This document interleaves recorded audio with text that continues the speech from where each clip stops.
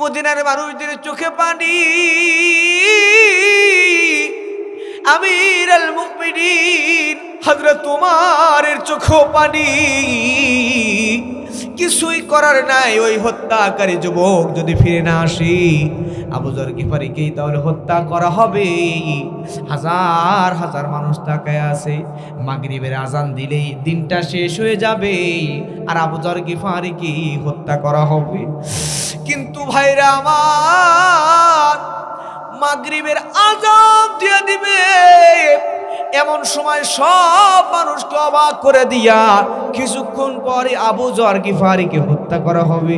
এমন সময় সব মানুষকে অবাক করে দিয়া ওই হত্যাকারী যুবক ফিরে আসছে। জোরে কোন সুবহানাল্লাহ। মালিক তুমি জান্নাতে, তোমার পাশে আমার একটা ঘর বানিয়ে দিও। বলেন না, মালিক তুমি জান্নাতে, তোমার পাশে আমার একটা ঘর বানিয়ে দিও, একটা ঘর বানিয়ে দিও। জোরে কোন আমিন। আবু যর গিফারি রাদিয়াল্লাহু তাআলা আনহু ওই জায়গায় দাঁড়ানো, আর ওই হত্যাকারী যুবক যখন ফিরে আসলো, হযরত আমিরুল মুমিনিন হযরত ওমর অবাক হয়ে গেলেন। ওমর জিজ্ঞাসা করেন, ও হত্যাকারী যুবক, তোমার সঙ্গে তো আমরা পুলিশ পাঠাই নাই, বিজিবি পাঠাই নাই, আর্মি র্যাব কিছুই পাঠাই নাই, তোমার সঙ্গে কোনো গোয়েন্দা সংস্থাকারীর বাহিনীকেও পাঠানো হয় নাই। তুমি যদি ফিরে না আসতা তাহলে তোমারে তো আমরা ধরতে পারতাম না, তোমারে তো আমরা কিছু করতেও পারতাম না। কিন্তু তুমি জানো আসলেই তোমারে আমরা মৃত্যুদণ্ড কার্যকর করব। তারপরেও তুমি কেন ফিরে আসলে একটু আমাদেরকে বলো। সঙ্গে সঙ্গে যুবক জানায় দেয়, আল্লাহ তাআলা কোরআনের মধ্যে বলছেন, সূরা মুমিনুন, আল্লাহ তাআলা বলেন, ওয়াল্লাযীনা হুম, যারা জানেন পড়েন না, ওয়াল্লাযীনা হুম লিআমানাতিহিম ওয়া আহদিহিম রাউন। জোরে বলেন আল্লাহু আকবার। আল্লাহ তাআলা আমানত এবং ওয়াদা রক্ষাকারীদেরকেই মুমিন বলেছেন। এখন আমি যুবক, আমি তো ওয়াদা করে গিয়েছিলাম 3 দিন হয়ে গেলে আমি ফিরে আসব।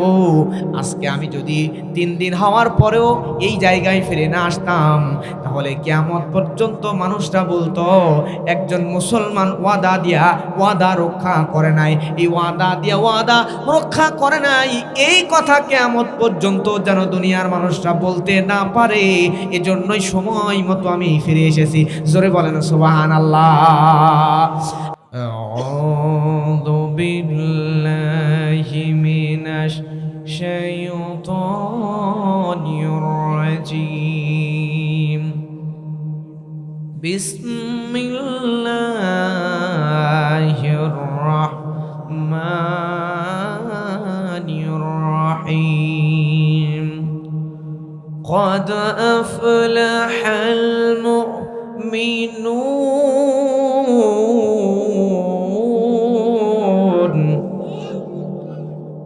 الذين هم في صلاتهم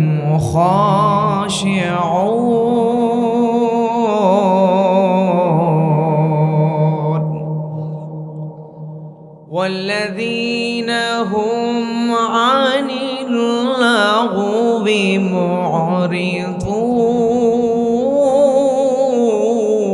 معرضون والذين هم للزكاة فاعلون. فقال الله تعالى في شان حبيبه صلى الله عليه وسلم: إن الله وملائكته يصلون على النبي ইয়া আইয়ুহাল্লাযীনা আমানু সাল্লু আলাইহি ওয়া সাল্লিমু তাসলিমা। আল্লাহুম্মা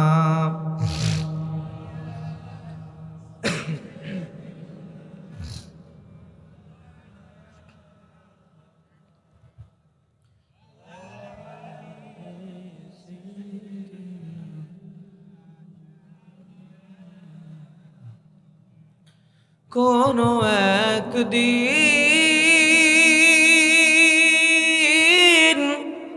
এদেশের আকাশে কালিমার পতাকা দুলবে, সেদিন সবাই কোরআনী বিধান পেয়ে দুঃখ বেদনা ভুলবে। সেদিন আর রবে না হাহাকার, অন্যায় জুলুম অবিচার, থাকবে না অনাচার দুর্নীতি কদাচার, সকলেই শান্তিতে থাকবে। সেদিন সবাই কোরআনী বিধান পেয়ে দুঃখ বেদনা ভুলবে। একাকিনী রমণী নির্জন পথে যাবে, কোনো জন কটু কথা কবে না, কোনো জন পথে ঘাটে সম্পদের মোহে খুনার রাহাজানি হবে না। সেই দিন আর নেই বেশি দূরে, আর কিছু পথ গেলেই মিলবে। সেদিন সবাই কোরআনী বিধান পেয়ে দুঃখ বেদনা ভুলবে। আলহামদুলিল্লাহ। ঐতিহ্যবাহী মাগুরা জেলা মোহাম্মদপুর পলাশবাড়িয়া জান্নাতুল বাকি গোরস্থান ও হাফিজিয়া মাদ্রাসার উন্নতিকল্পে এজন্য একজন কবি বলেছেন, আমল কি কিতাব থিয়ে दुआ की किताब बना दिया, अमल की किताब थी दुआ की किताब बना दिया, समझने की किताब थी खत्मों का किताब बना दिया। কোরআনটা ছিল আমলের কিতাব, যে কোরআনকে শুধুমাত্র খতমের কিতাব বানিয়ে আমরা তাকে উঠায় রেখে কথা বলেন ঠিক কিনা? এই কোরআনের মধ্যে আল্লাহ কি পুষেছেন, কি জানাচ্ছেন, এটা জানার দরকার আছে না নাই? এখানে আমরা যারা বসে আছি, আমি মনে করি সব মানুষগুলোই, অনেকে আছে পড়ালেখা হয়তো জানে না, কিন্তু স্মার্টফোনের জামানা, স্মার্টফোনের দরুন অনেক মুরব্বীরাও কোরআন হাদিসের অনেক কিছু জানে, কথা বলেন ঠিক কিনা? এখানে যারা বসে আছেন আমি মনে করি সবাই জ্ঞানী, বিচক্ষণ এবং স্মার্ট মানুষ। আপনাদের সামনে আমি তেলাওয়াত করেছি কোরআন মাজিদের সূরা মুমিনুন। সূরাটির নাম কি? সূরা মুমিনুন। এখানে জান্নাতে যেতে চান কারা কারা, একটু হাত তোলেন তো। আচ্ছা, আলহামদুলিল্লাহ, হাত নামান। আমরা সবাই তো জান্নাতে যেতে চাই। আজকে যে সূরাটি তেলাওয়াত করেছি, এই সূরা মুমিনুনের মধ্যে আল্লাহ সুবহানাহু ওয়া তাআলা এমন 7টা গুণের কথা বলেছেন। এই 7টা গুণ যদি আমার মধ্যে, আপনার মধ্যে থাকে, এই 7টা গুণ যদি কোনো কুলি, দিনমজুর, খেটে খাওয়া মানুষ, রিক্সা চালক, ভ্যান চালক, সিএনজি চালক, কোনো ডাক্তার, মাস্টার, ইঞ্জিনিয়ার, ব্যারিস্টার, জজ, যে কোনো মানুষের মধ্যে যদি এই 7টা গুণ থাকে, তাহলে অবশ্যই অবশ্যই গ্যারান্টি দিয়েছেন আল্লাহর হাবিব সাল্লাল্লাহু আলাইহি ওয়াসাল্লাম, ওই ব্যক্তি যে জান্নাতে যাবেন, এতে কোনো সন্দেহ নাই। জোরে কোন সুবহানাল্লাহ। তাহলে আমরা যারা জান্নাতে যেতে চাই আমরা শুনবো এই 7টা গুণ অল্প সময়ে জেনে নিব।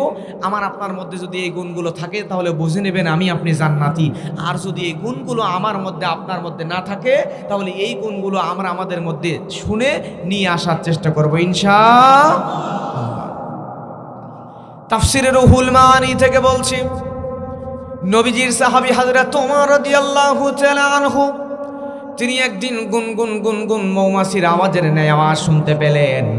হযরত ওমর ডানে বামে সামনে পিছনে ঘুরে ঘুরে দেখা শুরু করে দিলেন, আশেপাশে কোথাও মৌমাছির বাসা আছে কিনা। ঘুরে দেখতে দেখতে তিনি লক্ষ্য করে দেখলেন আশেপাশে কোনো জায়গায় মৌমাছির কোনো চাক নাই, কোনো বাসা নাই।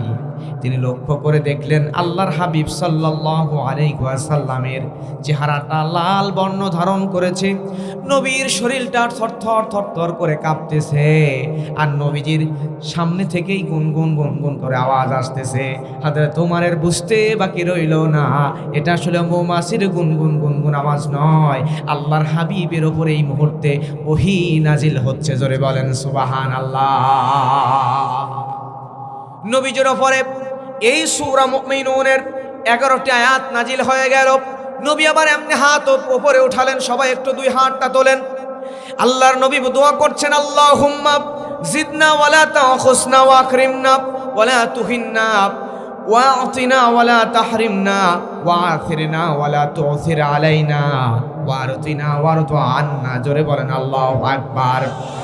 আল্লাহর নবী দোয়া করলেন, রব্বুল আলামিন আপনি আমাদের জন্য বাড়িয়ে দেন, কমায়া দিন না। আপনি আমাদেরকে সম্মানিত করেন, অসম্মানিত কইরেন না। আপনি আমাদেরকে ক্ষমতা দান করেন, আমাদের শত্রুদেরকে আমাদের ওপরে ক্ষমতা আপনি দান কইরেন না। আপনি আমাদের ওপরে খুশি থাকেন এবং আমাদেরকেও আপনি খুশি করেন। জোরে বলেন সুবহানাল্লাহ।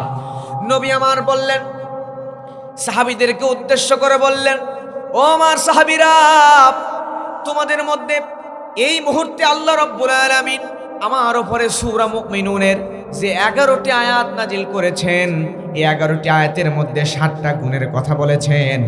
এই 7টা গুণ আমার কোন সাহাবীর মধ্যে, কোন উম্মতের মধ্যে যদি তোমরা আনতে পারো তাহলে আমি নবী গ্যারান্টি দিয়ে দিলাম আল্লাহ রাব্বুল আলামিন তোমাকে জান্নাত দিবেনই দিবেন। জোরে কোন সুবহানাল্লাহ। প্রিয় ভাইয়েরা আমার, নবীজির চরিত্র কেমন ছিল? উম্মাহাতুল মুমিনিন হযরত আয়েশা সিদ্দিকার কাছে সাহাবীরা গিয়ে প্রশ্ন করে, ও আম্মা জান আপনি একটু বলেন তো আল্লাহর হাবিবের চরিত্র কেমন ছিল? সঙ্গে সঙ্গে আম্মা জান আয়েশা বলে, ও সাহাবীরা তোমরা কি হেঁটে চলা কোরআন দেখো নাই? সাহাবীরা বুঝতে পারলেন না। সাহাবীরা বলেন, আম্মা জান আমরা তো হেঁটে চলা কোরআন দেখি নাই। আম্মা জান আয়েশা সিদ্দিকা রাদিয়াল্লাহু তাআলা আনহা বললেন, তোমরা যে কথা বলা কোরআন কি তোমরা দেখো নাই? সাহাবীরা বললেন, না দেখি নাই, বুঝতে পারে নাই। আবার বললেন, তোমরা কি প্র্যাকটিক্যাল কোরআন দেখো নাই? তারা বললেন, না দেখি নাই। আম্মা জান আয়েশা এবার বললেন, সাহাবীরা তোমরা যদি হেঁটে চলা কোরআন দেখতে চাও, কথা বলা কোরআন দেখতে চাও, প্র্যাকটিক্যাল কোরআন যদি তোমরা দেখতে চাও তাহলে আল্লাহর হাবিবের দিকে তাকায়া তাকায়া দেখো। জোরে গান সুবহানাল্লাহ। নবীজির পুরা আমলি জিন্দেগিটাই ছিল হেঁটে চলা, কথা বলা, প্র্যাকটিক্যাল কোরআন। জোরে জোরে গান সুবহানাল্লাহ। এবারে আসেন সূরা মুমিনুন আয়াত নাম্বার 1। আয়াত নাম্বার কত? আল্লাহ রাব্বুল আলামিন বলেন, قد أفلح المؤمنون।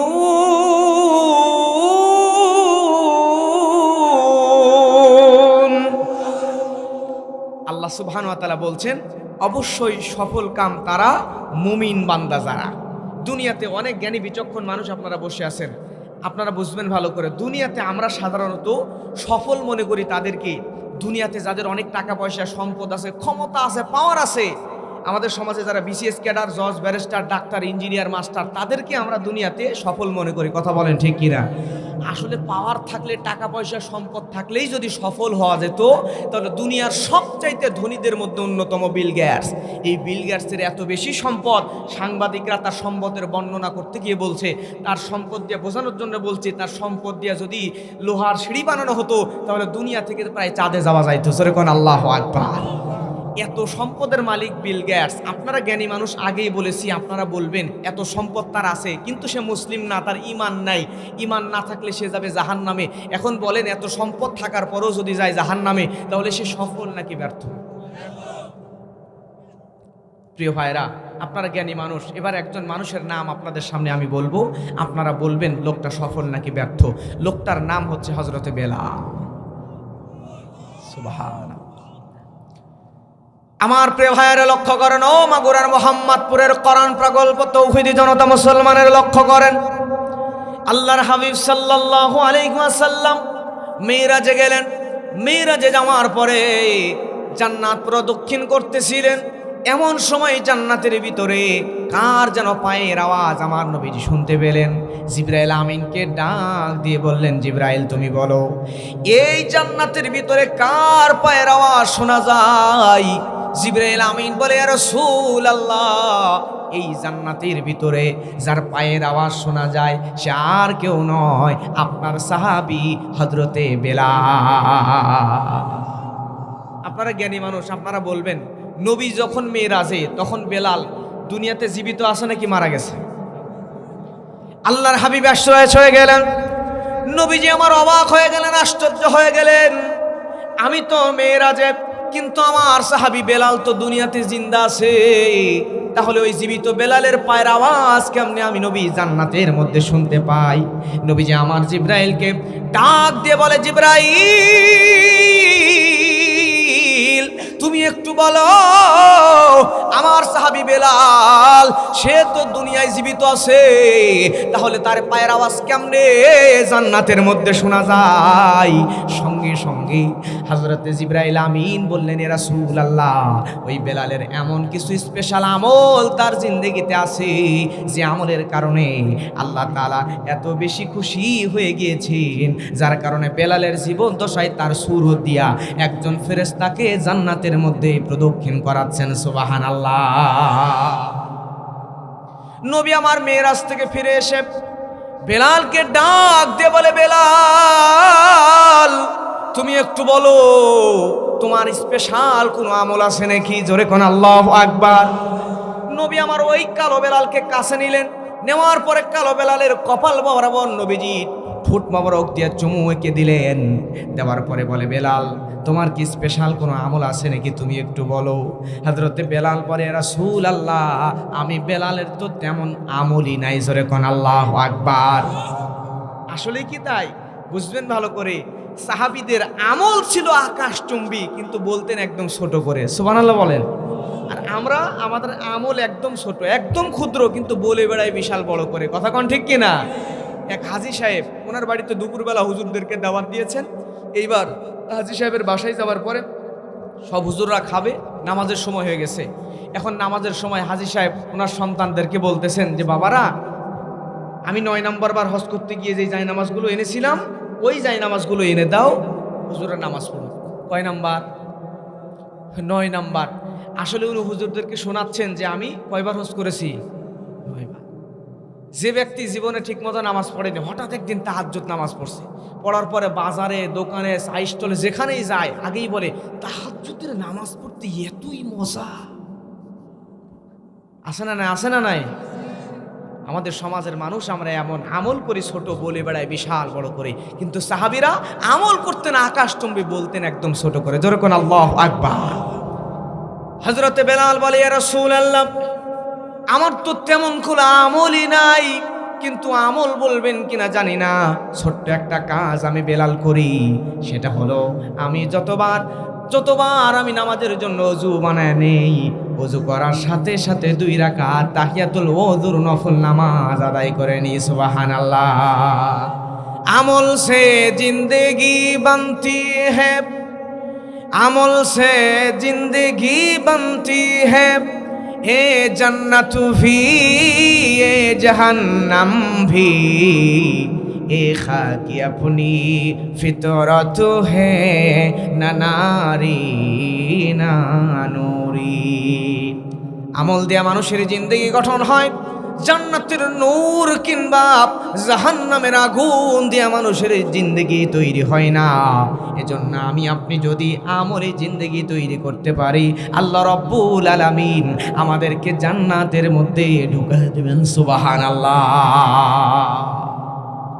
তাহলে আমরা জানলাম অবশ্যই সফল কাম তারা মুমিন বান্দা যারা, কথা বলেন ঠিক কিনা?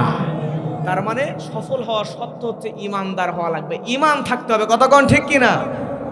আপনি নামাজ, রোজা, হজ, যাকাত ইবাদত বান্দেগি করেছেন, ফরজ করেছেন, নফল খুব বেশি একটা করতে পারেন নাই, কিন্তু আপনার ইমান যদি মজবুত হয়, কম আমল দিয়েও কিন্তু আল্লাহ আপনারা জান্নাতে দিতে পারেন, কথা কোন ঠিক কিনা?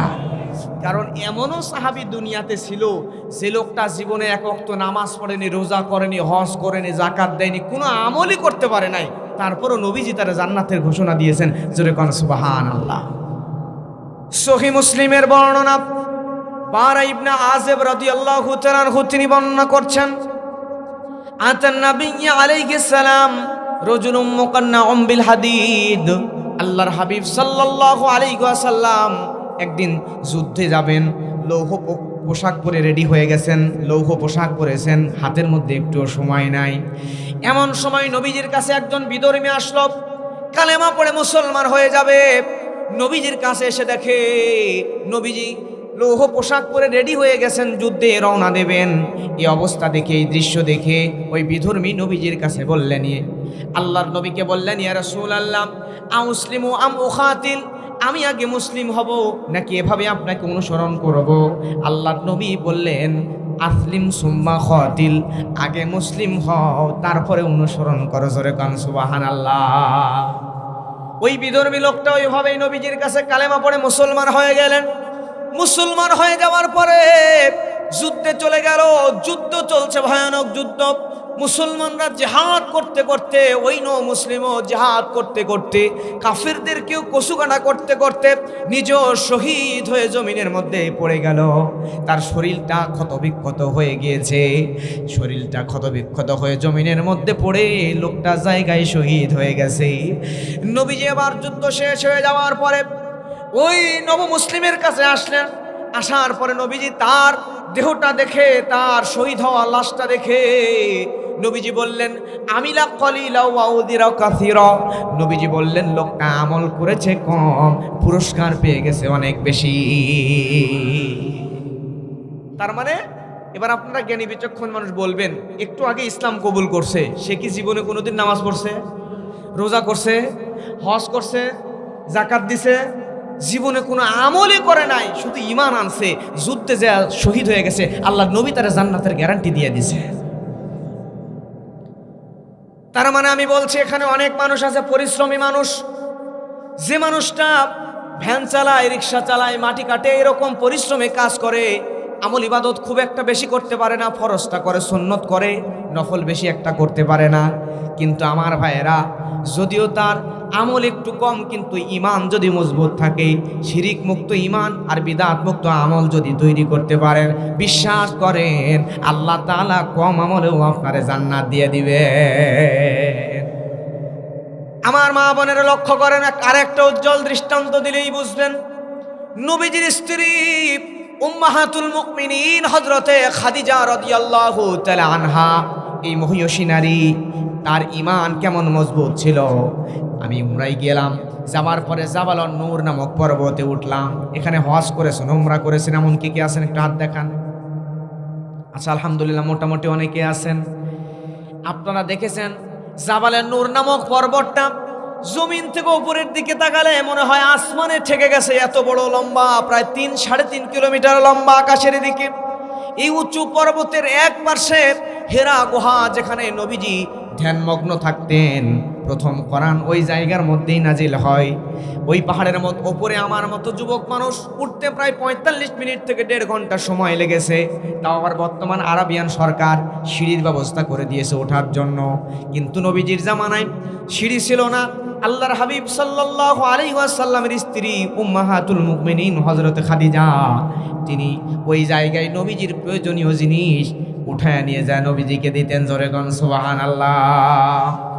নবীজি আমার একদিন বসা, এমন সময় নবীজির সামনে জিবরাইল আমিন বসা। জিবরাইল আমিন বলতেছে, ইয়া রাসূলুল্লাহ, আমি আর এই জায়গায় থাকতে পারবো না, কারণ আপনার স্ত্রী হযরতে খাদিজা এখানে আসতেছে। আমি চলে যাব, বিদায় নিব, তার আগে আপনাকে আমি খাদিজার জন্য তিনটা সুসংবাদ দিয়ে যেতে চাই। নবীজির কাছে জিবরাইল আমিন বলে, ইয়া রাসূলুল্লাহ, আপনার স্ত্রী খাদিজার আমল দেখি, ঈমান দেখে আল্লাহ তাআলা এত বেশি খুশি হয়ে গিয়েছে, যার কারণে ওই খাদিজার জন্য আল্লাহ রব্বুল আলামিন নিজে দুনিয়ার কোনো মানুষকে যেই পুরস্কার দেয় নাই, সম্মানিত করেন নাই, সেই সম্মানটা খাদিজারে দিছে। আল্লাহ তাআলা নিজেই খাদিজাকে সালাম প্রদান করেছে। ও নবী, সং আল্লাহ তাআলা যেই নারীরে সালাম দেয়, আমি জিবরাইল ওই নারীরে সালাম না দিয়ে কেমনে থাকতে পারি? আমি জিবরাইলও খাদিজারে সালাম দিয়ে দিলাম। 3 নম্বর সুসংবাদ দিয়ে দেন, ওই খাদিজারে জানায় দেন, তার আমল, তার ঈমানের কারণে, আপনার প্রতি মহব্বতের কারণে আল্লাহ তাআলা ওই খাদিজাকে জান্নাতের মধ্যে একটা ঘরের সুসংবাদ দিয়ে দিয়েছে। এবার আপনারা বুঝবেন, এই খাদিজা রাদিয়াল্লাহু তাআলা আনহা, তিনি ইন্তেকালের পরে নামাজ ফরজ হয়েছে, তিনি ইন্তেকালের পরে রোজা ফরজ হয়েছে, হজ ফরজ হয়েছে, পর্দা ফরজ হয়েছে, যাকাত ফরজ হয়েছে। তার মানে আম্মাজান খাদিজা রাদিয়াল্লাহু তাআলা আনহা জীবনে কোনোদিন ফরজ নামাজ পেলেন না, ফরজ রোজা পেলেন না, ফরজ হজ পেলেন না, ফরজ যাকাত পেলেন না, ফরজ তেমন কোনো ইবাদত আমলি তিনি পেলেন না। এমন কোনো মানুষ নাই যেই মানুষকে আল্লাহ তাআলা নিজে সালাম দিছে, কিন্তু হযরতে খাদিজাকে আল্লাহ রব্বুল আলামিন তার ঈমানি মজবুতির কারণে সালাম প্রদান করেছেন। সুবহানাল্লাহ। তার মানে হচ্ছে আপনার ঈমানকে মজবুত করতে হবে। আমাদের সমাজে এখানে অনেক জ্ঞানী বিচক্ষণ মুরব্বী আছে, আমার কলিজার টুকরা যুবকরাও আছে, বুঝবেন ভালো করে। আমাদের ছোট্টবেলা থেকে আমরা একটা হাদিস শুনে এসেছি যে যখন অন্যায় দেখবা হাত দিয়ে প্রতিহত করো, তা না পারলে মুখ দিয়ে প্রতিবাদ করো, তাও না পারলে অন্তর দিয়ে ঘৃণা করো। আমরা কোনটা বেছে নিছি? কোনটা বেছে নিছি? অন্তর দিয়ে ঘৃণা করা। কিন্তু নবীজি বলছেন এটা দুর্বল, সবচেয়ে দুর্বল ঈমানের পরিচয়, অন্তর দিয়ে ঘৃণা করা। কিছু মানুষ আছে দেখবেন মসজিদের সামনে সিনেমার অর্ধ উলঙ্গ নারীদের অশ্লীল সিনেমার পোস্টার লাগায় রাখছে। এখন মসজিদে যাচ্ছে, নজর পড়ছে ওইদিকে, এরপরে বলতেছে আস্তাগফিরুল্লাহ, এমন বাজে জিনিস মসজিদের সামনে কি লাগায়? মসজিদে চলে গেছে, নামাজ পড়ছে, বের হয়েছে, আবার চোখ পড়ছে, আবার কয় আস্তাগফিরুল্লাহ, সি সি সি, এমন বাজে জিনিস, এমন অশ্লীল পোস্টার কেউ লাগায়। এভাবে চলে গেছেন বাসায়, আবার পরের দিন আসছে, আবার ওই পোস্টারের দিকে চোখ পড়ছে, আবার বলতেছে আস্তাগফিরুল্লাহ আস্তাগফিরুল্লাহ। এমন মুসল্লি আছে না নাই? অথচ আমরা যদি প্রকৃতপক্ষে মুসলমান হতাম, তাহলে আমাদের চোখের সামনে যদি এরকম বাজে অশ্লীল সিনেমার পোস্টার মসজিদের সামনে লাগানো দেখতাম, তাহলে আমরা সর্বপ্রথমই হাত দিয়ে টান দিয়ে ছেড়ে পায়ের নিচে ফেলে প্রতিবাদ করতাম। কথা বলেন ঠিক কিনা? কিন্তু আমরা মুসলমানরা দুর্বল ঈমানের পরিচয় দিয়েছি। আমাদের ঈমানটাকে মজবুত করতে হবে। কথা কন ঠিক কিনা? এবার আসেন, বলছিলাম আপনারা জ্ঞানী মানুষ, উত্তর দেবেন, জবাব দেবেন। ঘুম আসছে আপনাদের? আচ্ছা, একটু সবাই হাত তোলেন তো, সবাই নারায়ে তাকবীর। আচ্ছা, নামান হচ্ছে না, সামনের অর্ধেক তুলবেন, সামনের অর্ধেক। মুরব্বী ভাই, আপনারা সব শুনবেন, আওয়াজ কার বেশি হয়? সামনের অর্ধেক তোলেন, সামনের অর্ধেক। জি, নারায়ে তাকবীর। আচ্ছা নামান। এবার পিছনের অর্ধেক, দেখেন আওয়াজ কার বেশি হয়, পিছনের অর্ধেক তোলেন, নারায়ে তাকবীর। ফার্স্ট কারা? ওনারা বলছে সামনেরটা ফার্স্ট। আচ্ছা, আমি সানি বিচার করে দিই, আর একবার ওনাদেরকে সুযোগ দিই নাকি? পিছনের গুলো তোলেন তো, তোলেন, সুযোগ দিচ্ছি আর একবার, নারায়ে তাকবীর। আচ্ছা, হাত নামান। এবার সামনের মুরব্বীরা, যুবকরা তোলেন, তোলেন, নারায়ে তাকবীর। আচ্ছা, আমি যদি ফয়সালা দিই, আমার ফয়সালা মানবেন তো? আচ্ছা, আমার রায় হচ্ছে সামনের গুলা ফার্স্ট, পিছনের গুলা প্রথম। আর সমস্যা নাই তো? আচ্ছা, আলহামদুলিল্লাহ। এবার আপনারা বলেন, গুণের কথা বলেছিলাম কয়টা? 7টা। 1 নম্বর গুণ, আল্লাহ রাব্বুল আলামিন বলেন, আল্লাযীনা হুম ফী সালাতিহিম খাশিউন।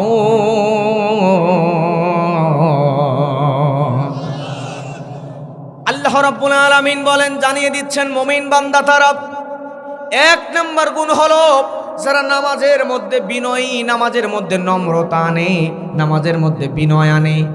এখন আপনাদের মাগুরার কথা বলবো না, মোহাম্মদপুরের মানুষদের অবস্থা আমি জানি না, আমি আমার এলাকার মানুষের কথা বলছি। কিছু মানুষ আছে দেখবেন এভাবে আল্লাহু আকবার বলে মসজিদে, কিছু মুরব্বী আছে আল্লাহু আকবার বলার পরে মসজিদের উপরে ফ্যান গনে কয়টা ফ্যান আছে না নাই? এদিকেও আছে, ওরে বাপ। আবার কিছু যুবক আছে দেখবেন নামাজে মশা, পায়ের মধ্যে মশা পড়ছে, এমন জোরে পটাশ করে মশা মারছে ইমামেরও নামাজ ছুটে গেছে। আমরা নামাজের মধ্যে আমাদের গুরুত্ব নাই, বিনয় নাই, নম্রতা নাই, কিন্তু আমাদের নামাজ বনাম সাহাবীদের নামাজ কেমন ছিল? সাহাবীদের নামাজ কেমন ছিল? সাহাবীরা যখন নামাজ আদায় করতেন আল্লাহু আকবার বলে এত লম্বা সময় কিয়াম করতেন, দাঁড়ায়া থাকতেন, রুকু করতেন, সেজদা করতেন। দূর থেকে পাখিগুলা বুঝতে পারতো না আসলে এগুলো মানুষ নাকি গাছ। সাহাবীদের পিঠের ওপরে, কাঁধের ওপরে দূর থেকে পাখিগুলো এসে বসে থাকতো। জোরে জোরে বলেন না ভাই সুবহানাল্লাহ। তারাও নামাজ পড়েছে, আমরাও নামাজ পড়ি, কিন্তু আমাদের নামাজের এই দশা ছোট্ট একটা এক্সাম্পল দিলেই বুঝবেন। নবীজির সাহাবীদের সঙ্গে কাফেরদের যুদ্ধ হয়েছিল, বদর যুদ্ধ। যে বদর যুদ্ধের মধ্যে কাফেরেরা পরাজিত হওয়ার কারণে মুসলমানদের উপরে তারা প্রতিশোধ নেওয়ার জন্য উদ্গ্রীব হয়ে থাকলো। এমন সময় কাফেরেরা মুসলমান নবীর একজন সাহাবী হযরতে খুবাইবকে গ্রেফতার করে ফেললো, বন্দী করে ফেললো। ফেলার পরে খুবাইবকে বলা হলো, খুবাইব তুমি ইসলাম ছেড়ে দিবা কিনা বলো। তুমি যদি ওই মোহাম্মদ নবীকে গালি দিতে পারো, ইসলাম ছেড়ে দিতে পারো, তাহলে তুমি খুবাইবকে আমরা মুক্ত করে দিব, নতুবা তোমাকে আমরা মৃত্যুদণ্ড দিব। আপনারা বলেন তো একজন সাহাবী সে ঈমান দিবে নাকি জীবন দিয়ে দিবে? সাহাবী খুবাইব রাদিয়াল্লাহু তাআলা আনহু জীবন দেওয়ার জন্য রাজি হয়ে গেল, কিন্তু ঈমান দেওয়ার জন্য রাজি হলো না। এমন সময় খুবাইবকে তারা ধরে নিয়ে গেল, যাওয়ার পরে একটা ঘরের মধ্যে বন্দি করলো। এই ঘরের ভিতরে জানালা দরজা বন্ধ করে দিল। দেওয়ার পরে খুবাইবের খাবার বন্ধ করে দিল, পানিও বন্ধ করে দিল। এমন সময় এই খুবাইবকে 2-3 দিন ধরে বন্দি করে রাখলো। যে বাড়িতে বন্দি করে রেখেছে ওই বাড়িতে ছোট্ট একটা মেয়ে ছিল। বুখারীর সরার মধ্যে ঘটনাটা আসছে।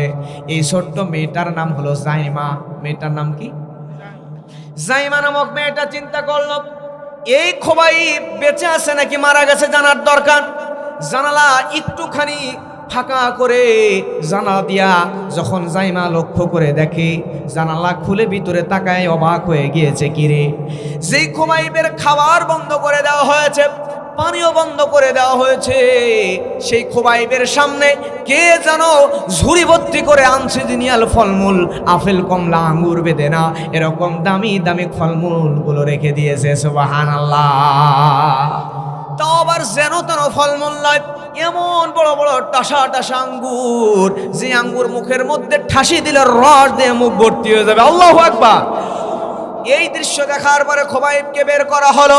বের করার পরে খুবাইবকে ফাঁসিতে ঝুলানো হবে।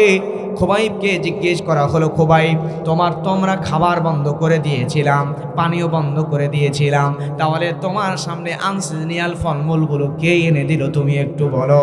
খুবাইব বলে, রে কাফেরেরা শুনে নাও, আমি খুবাইব ঈমান আনয়ন করেছি।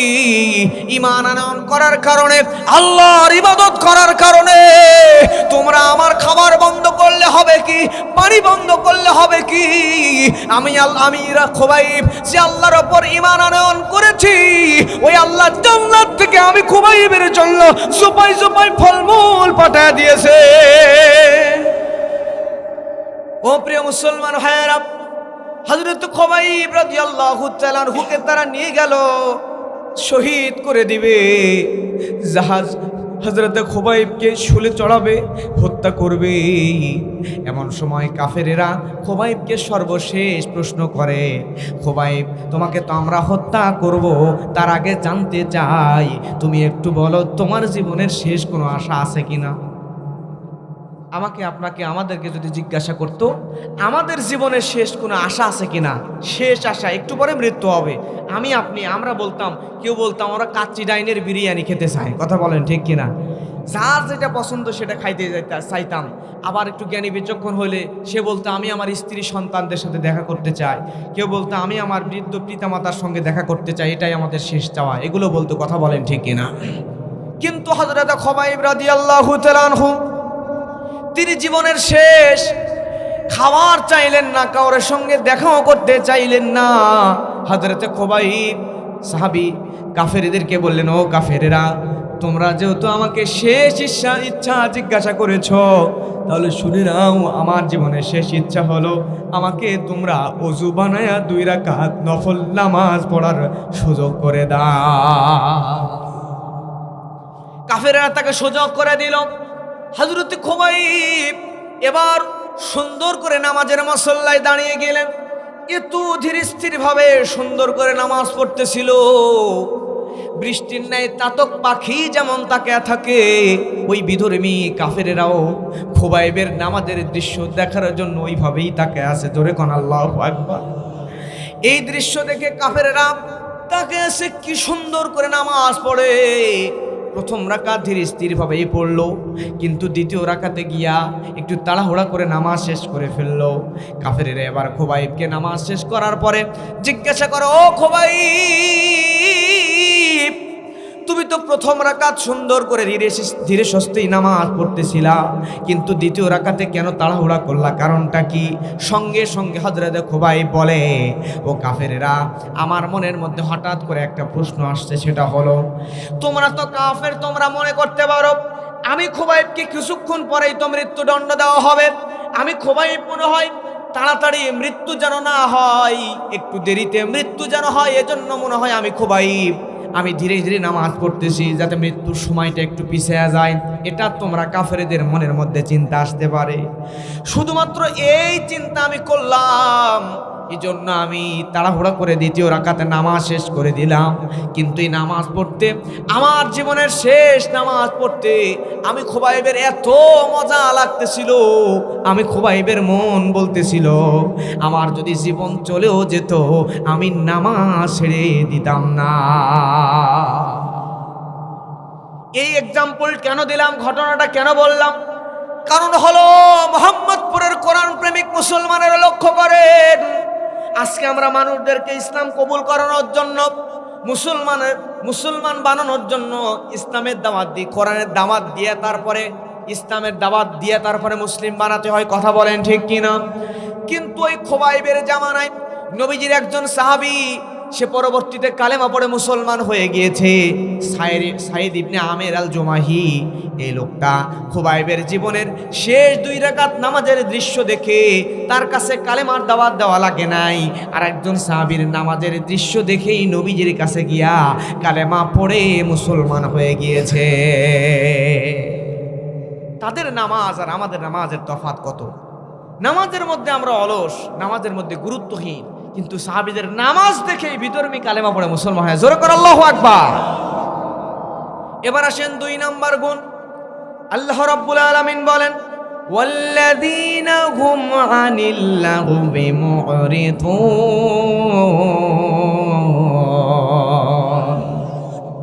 আল্লাহ বলছেন 2 নাম্বার গুণ হচ্ছে যারা অপ্রয়োজনীয় অহেতুক কথাবার্তা কাজকর্ম থেকে বিরত থাকে। জোরে কোন সুবহানাল্লাহ। আমাদের অপ্রয়োজনীয় কথাবার্তা থেকে বিরত থাকার দরকার আছে না নাই? আমি চাঁপাইনবাবগঞ্জ জেলায় মাহফিলে যাচ্ছিলাম। মাহফিলে যাওয়ার পথে ড্রাইভারকে বললাম গাড়িটা একটু সাইড করেন, এক জায়গায় চা খেয়ে তারপর আবার রওনা দিই। সাইড করলো, এক চা স্টলে ঢুকলাম। ঢোকার পরে দেখি কিছু লোক বসা, ওই জায়গায় এক লোক গল্প করতেছে, গল্পের তালে তালে অশ্লীল ভাষা বলে বলে গালি দিচ্ছে। এমন মানুষ আছে না কথায় কথায় গালি দেয়? ও কথা বলতেছে আর গালি দিচ্ছে, কথা বলতেছে আর গালি দিচ্ছে। তো এমন গালি দেওয়ার সিস্টেম, তা আমার তো মনে হয় ডক্টর ইউনূসকে যেমন শান্তিতে নোবেল প্রাইজ দিচ্ছে আমেরিকা, তো বাংলাদেশে যদি গালির উপরে আমেরিকা নোবেল প্রাইজ দেওয়ার সিস্টেম রাখতো, মনে হয় ওই সাইস্টলের চাচাই গালির উপরে নোবেল প্রাইজ পাইতো। কথায় কথায় গালি দেয়, এমন মানুষ সমাজে আসে না নাই? কিন্তু এখানে অনেক মুরব্বী বসে আছেন, অনেক যুবক বসে আছেন। মুরব্বী, আপনাকে আল্লাহ দুনিয়াতে পাঠাইছেন কেন? আল্লাহ বলছেন, ওয়ামা খলাকতুল জিন্না ওয়াল ইনসা ইল্লা লিয়াবুদুন। আল্লাহ পাঠিয়েছেন আমরা মানুষদেরকে আল্লাহ তাআলার ইবাদত করার জন্য। কথা বলেন ঠিক কিনা? সাইস্টলে যখন যাবেন ফাও ফাও পেশাল না পেরে আজে বাজে গল্প না করে সাইস্টলে তিনজন বসলেই আপনার কাছে যা আছে নবী বলেন বাল্লিগু আন্নি ওয়ালাউ আয়া, আপনার কাছে একটা আয়াত থাকলেও তা অপরের কাছে পৌঁছে দিতে হবে। কথা বলেন ঠিক কিনা? আপনি গ্রামের মানুষ, পড়াশোনা জানেন না, কিন্তু আপনি মুসলমান, আপনি ওয়ারিস সূত্রে হলেও ইসলামের কোরআন হাদিসের অনেক কিছুই জানেন। কথা বলেন ঠিক কিনা? যা জানেন সেটাই সাইস্টলে বসলে বলবেন, কিন্তু দুই তিনজন বসলেই গিবতের দুনিয়ার সমস্ত গিবত ওই জায়গায় শুরু হয়। কথা বলেন ঠিক কিনা? যদি দেখেন যে গিবত হচ্ছে, ওখানে বসবেন, বসার পরে আস্তাগফিরুল্লাহ বলবেন। সবাই একটু আমার সাথে বলেন আস্তাগফিরুল্লাহ, আর একটু জোরে বলেন আস্তাগফিরুল্লাহ। একটু সময় পেলেই বলবেন লা ইলাহা ইল্লাল্লাহ, আল্লাহু আকবার, সুবহানাল্লাহ, আলহামদুলিল্লাহ। দুনিয়াতে কেন পাঠিয়েছেন ও মুরব্বী? আজকে আমি আপনি দুনিয়াতে আসি, কালকে কবরে চলে যেতে পারি। আজকে দুনিয়াতে আমরা হালালকে হালাল মনে করি না, হারামকে হারাম মনে করি না। আজকে আমরা হারাম উপার্জন করে বাড়ি গাড়ি টাকা পয়সা সম্পদের পাহাড় বানিয়ে ফেলেছি। কিন্তু আপনি জানেন না মুরব্বী, যুবক ভাই, আপনি জানেন না আজকেই যদি আপনি মারা যান, মারা যাওয়ার পরে আপনার কবরের মধ্যে যখন আপনার লাশটা রাখা হবে, আপনার কবরের মধ্যে আপনার লাশটা রাখার সাথে সাথে আপনার সম্পদগুলো আপনার স্ত্রী সন্তানরা ভোগ দখল করে খাবে। আপনার কবরের মধ্যে আপনার স্ত্রী সন্তান আপনার 4 পয়সায় উপকারও আসবে না। কথা বলেন ঠিক কিনা? আপনি যা উপার্জন করেছেন সব তারা খাবে, কিন্তু আপনার পাপের ভাগ কেউ নিতে আসবে না। তাহলে কেন গুনাহ করবেন? কেন হারাম উপার্জন করবেন? আপনি যখন কবরে যাবেন, ওই কবরের ডান দিকের মাটি যখন চাপা দিয়ে দিবে, ডান দিকের হাড্ডিগুলো বাম দিকের মধ্যে ঢুকে যাবে। বাম দিক থেকে যখন কবরের মাটি চাপা দিয়ে দিবে, বাম দিকের হাড্ডিগুলো দুমড়ে মুচড়ে ভেঙে আপনার বাম দিকে ঢুকে যাবে।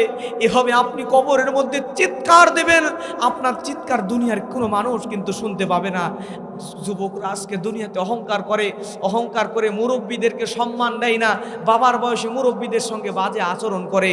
কিন্তু ও যুবক ভাইরা, তোমরাও জেনে রাখো কিসের এত অহংকার। আজকেই যদি তুমি যুবক মারা যাও, কবরে যাবা, কবরের উপরে সারি সারি করে যেই বাঁশগুলো রেখে দেওয়া হবে, ওই বাঁশগুলো পচার আগে তোমার লাশটা পচে যাবে। কথা কন ঠিক কিনা?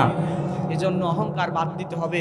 দুনিয়াতে যতটুকু সময় পেয়েছেন কোরআন হাদিস এগুলো আমল করতে হবে, পরকালমুখী জিন্দেগি আমাদের গঠন করতে হবে। কথা বলেন ঠিক কিনা? আবার আমাদের সমাজে যুবক আছে, এই যুবকরাও অপ্রয়োজনীয় কাজ কারবারে এত বেশি পাগল। এই যে মোবাইল আছে না, এই মোবাইল এমনি ধরবে, ধরার পরে গুলি কর মোল্লাম আসে না নাই। আবার এই যে মোবাইল নিচ্ছে, এদিকে একবার ঠেলে, এদিকে একবার ঠেলে, সামনে একবার ঠেলে, পিছনে একবার, সারাদিন খালি ঠেলাঠেলির মধ্যেই থাকে। এখন শহর থেকে বাসায় আসছে মুরব্বী মানুষ, তার ছেলেরে বলছে যে বাবারে, তুই তো অনেকদিন পর গ্রামে আসলি, কাজ বাজ করা লাগবে না, মাঠে আমি কাজ করবো, তুই শুধু দাঁড়ায় থেকে দেখবি, একটু মাঠে চো আমার সাথে।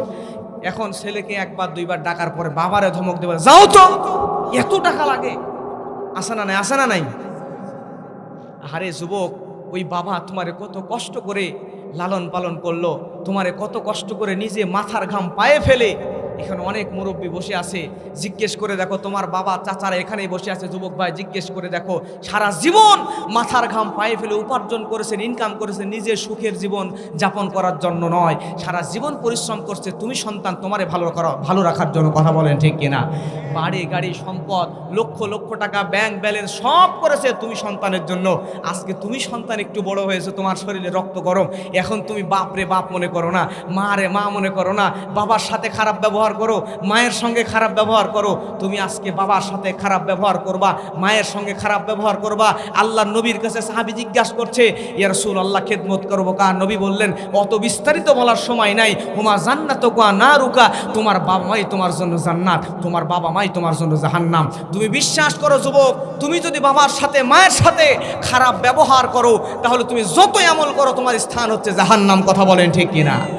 আজকে আমার দেশের যুবকরা বিয়ে করছে, সারা জীবন বাবা মা কষ্ট করে নিজে না খেয়ে তারা পড়ালেখা করছে। এই যুবক বিয়ে করার পরে সুন্দর একটা বউ পাইছে, বউ নিয়ে আলাদা হয়ে গেছে, বাবা মার আর খোঁজ খবর রাখে না। এমন কুলাঙ্গার সন্তান সমাজে আসে না নাই? আমার তো বড়ই কষ্ট লাগে। আহারে, একজন মহিলার স্বামী মারা যাওয়ার পরে বৃদ্ধ মহিলা কষ্ট করে তার কুড়ো ঘুরের মধ্যে 5টা ছেলেকে সে জায়গা দিছে, নিজে না খেয়ে 5টা ছেলের খাওয়াইছে, কুড়ো ঘরের মধ্যে জায়গা দিছে। কিন্তু আফসোসের বিষয় হচ্ছে এটা, যেই বৃদ্ধ মা 5জন ছেলেকে নিজে না খেয়ে কুড়ো ঘরের মধ্যে জায়গা দিতে পারছে, আজকে ওই 5জন ছেলে কোটিপতি হয়া 5জন ছেলের বড় বড় বিল্ডিংয়ের মধ্যে ওই বৃদ্ধ একজন মায়ের জায়গা হয় না। কথা বলেন ঠিক কিনা? যুবক ভাই, পরিবর্তন হতে হবে তোমাকে।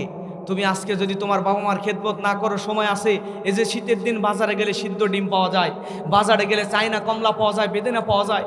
তুমি একটা সিদ্ধ ডিম কিনে আনো, কমলা কিনে আনো, একটা কমলার কুয়া খুলে তোমার বৃদ্ধ বাবার মুখে একটু উঠায় দাও, তোমার বৃদ্ধ জনম দুঃখিনী মায়ের মুখে একটু উঠায় দাও। বিশ্বাস করো যুবক ভাই, আমার বাবা নাই, আমার বাবা 10 বছর আগে দুনিয়া ছেড়ে বিদায় হয়ে গেছে।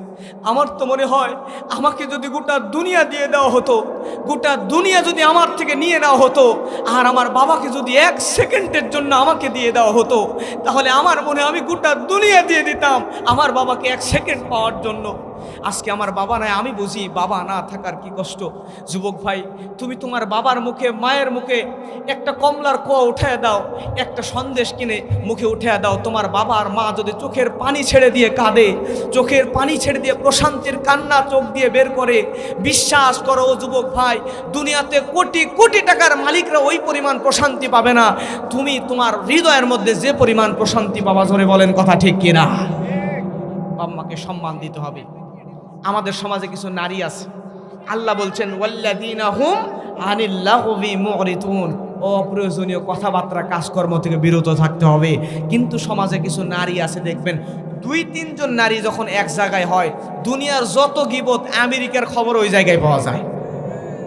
মানে কার বউ নিয়ে কে পালাইছে, কার মেয়ের সঙ্গে কার প্রেম ভালোবাসা, সমাজের যত অসঙ্গতি, ওই 3 জন মহিলা এক জায়গায় হলে ওই জায়গায় পাওয়া যায়।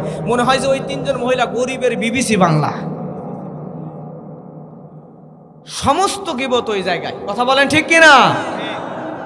এজন্য মা বোনদেরকেও সতর্ক হতে হবে। এরপরে মুমিনদের 3 নম্বর গুণ হলো, আল্লাহ রাব্বুল আলামিন বলেন ওয়াল্লাযীনা হুম লিয-যাকাতি ফাঈলুন। জোরে বলেন আল্লাহু আকবার। আল্লাহ রাব্বুল আলামিন জানিয়ে দিচ্ছেন মুমিন বান্দাদের 3 নম্বর গুণ হলো, মুমিন বান্দারা যাকাত দানে সক্রিয় হবে। অর্ডারটা জোরে বলেন দিয়েছেন কে? তাহলে আমাদের সম্পদের যে পরিমাণ যাকাত বের হবে, এই যাকাতগুলো আমাদেরকে সঠিকভাবে বন্টন করতে হবে। আমার ভাইয়েরা, আমরা যদি সঠিকভাবে আমাদের সম্পদের যাকাত যদি বের করে দিতে পারতাম, ইসলামী রাষ্ট্র যদি হয়ে যেত, তাহলে রাষ্ট্রের দায়িত্বশীলরা আমাদের কাছ থেকে যাকাত উত্তোলন করত। যেহেতু বাংলাদেশটা ইসলামী রাষ্ট্র নয়, এজন্য আমাদের যতদিন পর্যন্ত ইসলামী রাষ্ট্র না হবে, ততদিন পর্যন্ত আমাদের নিজের ব্যক্তিগতভাবে যেই সম্পদের যাকাত বের হবে, এই সম্পদের যাকাতগুলো বের করে তারপরে গরিব দুঃখীর মাঝে বিলিয়ে দেওয়া লাগবে। কথা বলেন ঠিক কিনা? এই সমাজের মধ্যে যদি যাকাত প্রতিষ্ঠিত হয়ে যেত, তাহলে এই সমাজের মধ্যে কোনো গরিব মানুষ খুঁজে পাওয়া যেত না। কথা কন ঠিক কিনা?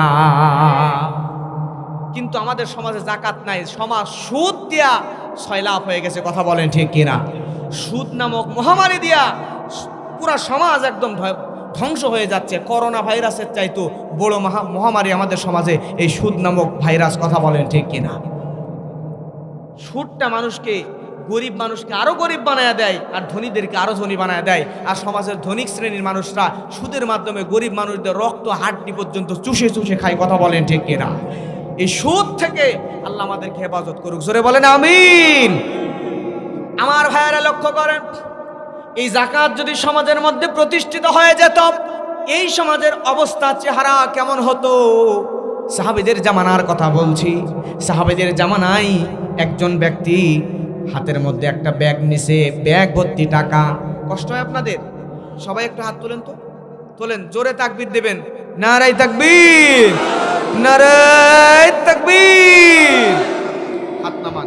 আর অল্প সময়, মোটামুটি 15-16 মিনিট থাকবেন তো ইনশাআল্লাহ? আচ্ছা আমার ভাইয়েরা লক্ষ্য করেন, অল্প সময় গুরুত্ব দেন, মনোযোগ দেন।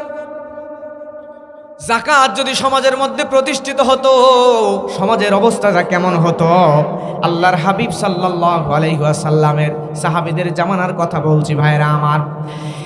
একজন ব্যক্তি হাতের মধ্যে এক ব্যাগ ভর্তি টাকা নিয়ে হাঁটতেছে। উদ্দেশ্য হলো ওই ব্যাগ ভর্তি টাকা যাকাতের টাকা। যাকাত দেওয়ার মতো লোক এলাকার মধ্যে খুঁজে পাচ্ছে না, পেলেই যাকাতগুলো তার হাতে দিয়ে দিবে। কিন্তু 2 দিন 3 দিন ঘোরার পরও যাকাত দেওয়ার মতো একটা লোকও খুঁজে পায় না। জোরে কোন আল্লাহু আকবার। এরপরে 3 দিন পরে ক্লান্ত পরিশ্রান্ত শরীর নিয়ে এক জায়গায় বসে গেলেন। বসে যাওয়ার পরে লক্ষ্য করে দেখলেন সামনে একজন মানুষ আসতেছে, মাথার উপরে বিশাল বড় একটা বস্তা, চেহারাটা উস্কো খুস্কো, চুলগুলো উস্কো খুস্কো, চেহারাটা ধুলামলিন, দেখে মনে হচ্ছে লোকটা গরিব মানুষ। এই লোকটা মনে হয় গরিব মানুষ, তারে যাকাত দেওয়ার মতো আমি তাহলে একটা লোক খুঁজে পেলাম। এই লোকটা ব্যাগ ভর্তি টাকা নিয়ে ওই লোকটার কাছে গেছে, যাওয়ার পরে বলতেছে, ভাই এই এক ব্যাগ ভর্তি টাকা আপনি নেন, এটা যাকাতের টাকা, নিয়ে আমারে আপনি দায়মুক্ত করেন। জোরে কোন সুবহানাল্লাহ। যে ব্যক্তির মাথার উপর বস্তা, ও বস্তা এবার ফেলে দিছে, ফেলে দেবে, ধুর মিয়া আপনার কি মাথা ঠিক আছে? আপনি কোন জামানায় আছেন আপনি কি জানেন? আমার এই চেহারা দেখে, মাথার উপর বস্তা দেখে মনে করছেন আমি গরিব মানুষ না? আরে মিয়া কোন জামানায় আছেন আপনি জানেন না? আপনি তো এক ব্যাগ টাকা নিয়ে 3 দিন করে ঘুরতেছেন, যাকাত দেওয়ার লোক পাচ্ছেন না। আর আমার মাথায় যে বস্তা দেখতেছেন, ওই বস্তার মধ্যে পাতা লাতা নাই।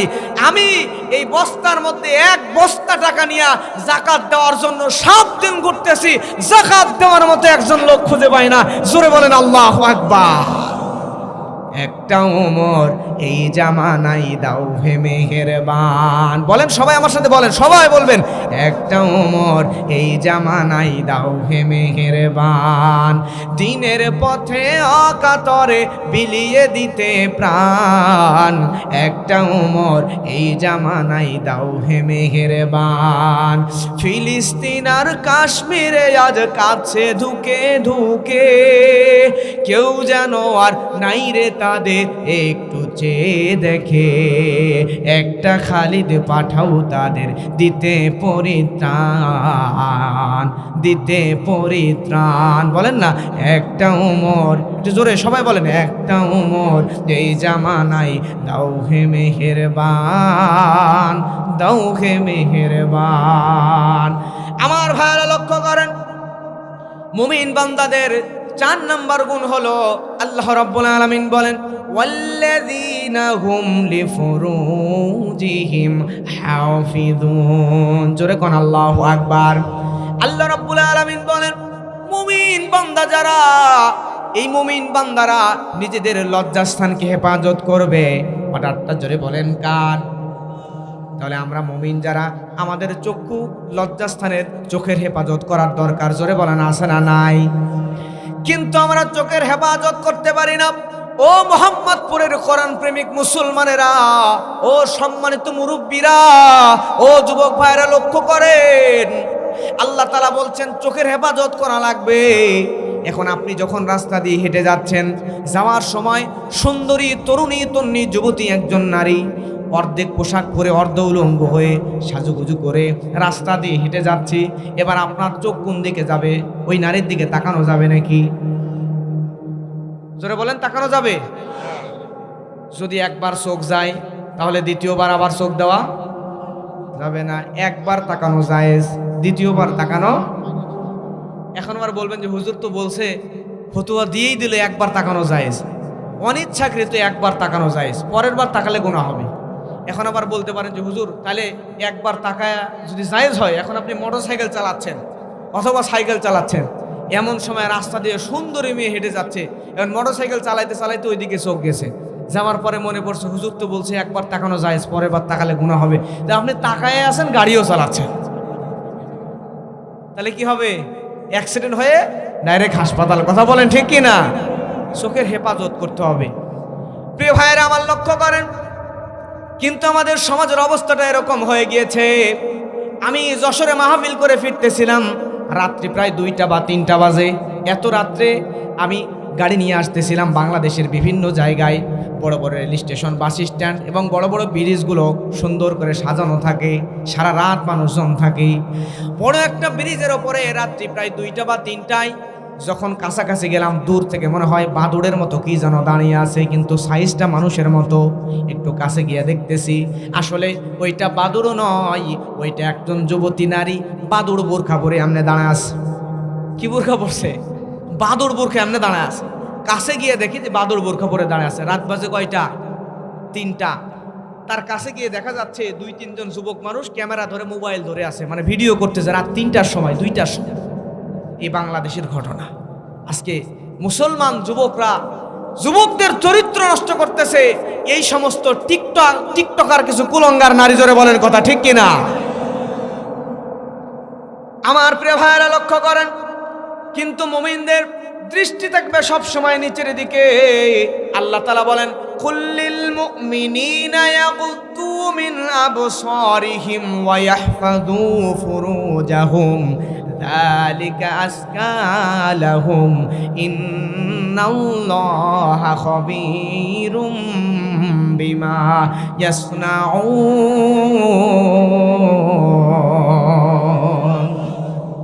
আল্লাহ তাআলা মুমিনদেরকে বললেন, ও মুমিন বান্দারা, তোমরা যারা মুমিন তারা তোমাদের নিজেদের লজ্জাস্থান, তাদের দৃষ্টিকে সবসময় অবনত রাখবা। রাস্তা দিয়ে আপনি যখন হাঁটবেন তখন দৃষ্টিটাকে কোন দিকে রাখা লাগবে? নিচের দিকে রাখা লাগবে। মুমিন বান্দা যারা, তাদের লজ্জাস্থানকে এভাবে হেফাজত করতে হবে। এরপর আল্লাহ রাব্বুল আলামিন বলেন, মুমিন বান্দাদের 5 নাম্বার গুণ। জোরে বলেন, কয় নাম্বার গুণ? আল্লাহ রাব্বুল আলামিন বলেন, ইল্লা আলা আসওয়াজিহিম আও মা মালাকাত আইমানুহুম ফাইন্নাহুম গায়রু মালুমিন ফামান ইবতাগা ওয়ারাআ যালিকা ফাউলাইকা হুমুল আদুন। আল্লাহ রাব্বুল আলামিন এখানে মুমিন বান্দাদের 5 নাম্বার গুণের কথা বলেছেন। আল্লাহ তাআলা জানিয়ে দেয়, বলেন না গুণের কথা বলেছি কয়টা? চলছে কয় নাম্বার? 5 নাম্বার গুণ আল্লাহ তাআলা বলছেন, মুমিন বান্দা যারা, তারা নিজেদের স্ত্রী এবং দাসী ব্যতীত অন্য কোনো নারীতে নিন্দিত হবে না। দাস প্রথা বর্তমানে আছে নাকি? তার মানে আমাদের অপশন হলো একটা। জোরে বলেন, কয়টা? আরো জোরে। জোর হলো না? একটা। তার মানে আমরা যারা পুরুষ মানুষ, আমাদের স্ত্রীর প্রতি সন্তুষ্ট থাকা লাগবে। স্ত্রী ছাড়া, বিবি ছাড়া, টিপতে টিপতে বাচ্চা কান্না করতেছে, হুঁশ নাই ওইদিকে, ক্যামেরা জুম করে দেখা গেল মহিলা মোবাইল টিপতেছে আর বাচ্চা তার মোবাইল টিপার তালে উল্টো হয়ে গেছে, মুখে ফিডার না যায় পিছনে ফিডার ধরে আছে আর মোবাইল টিপতেছে। কথা কি বুঝতে পারছেন? এ পরিমাণ আকর্ষিত মোবাইলের প্রতি আমরা। কিন্তু আমাদের সমাজে এই পরকীয়া নামক মহামারী সয়লাভ হয়ে গেছে। আর পরকীয়ার পিছনে একটা কারণ আছে। আল্লাহ তাআলা নারীদেরকে সৃষ্টি করেছেন আমরা পুরুষদের মনের প্রশান্তির জন্য। কথা বলেন ঠিক কিনা? কিন্তু যেই নারীদেরকে আল্লাহ বানালেন পুরুষের মনের প্রশান্তির জন্য, সমাজের কিছু নারী আমাদের অশান্তির কারণ হয়ে দাঁড়াইছে। কথা কন ঠিক কিনা?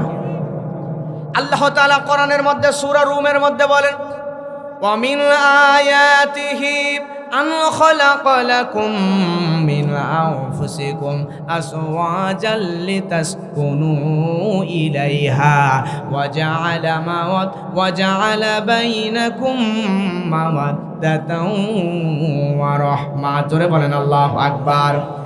আল্লাহ তাআলা নারীদেরকে সৃষ্টি করলেন পুরুষদের মনের প্রশান্তির জন্য।